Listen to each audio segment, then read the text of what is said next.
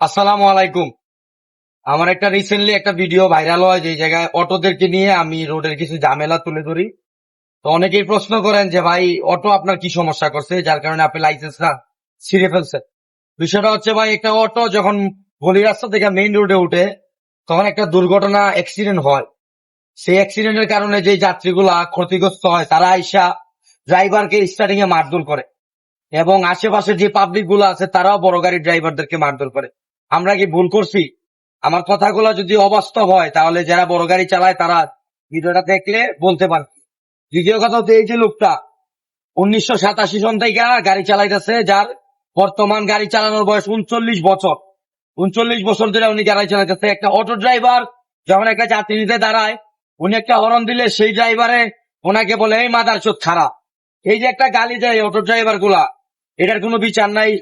আমরা বড় গাড়ি চালাইতে হলে 6 বছর হেলপারি করি, 10 বছর হেলপারি কইরা তারপরে ড্রাইভার হইতে হয়। সেই ড্রাইভার লাইসেন্স বানায়া আর 5 বছর ওয়েট করার পরে এই যে গাড়িটা স্টার্টিং এ বসতে হয়। তারপরে আমাদের মর্যাদা নাই।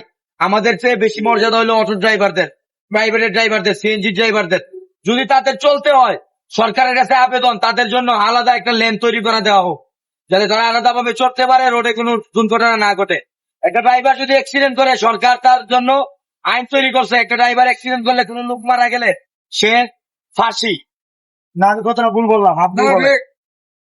আইন আইন তো করতে পারছে মানে অটো ড্রাইভারের ভুলের কারণে বড় গাড়ি অ্যাক্সিডেন্ট হয়ে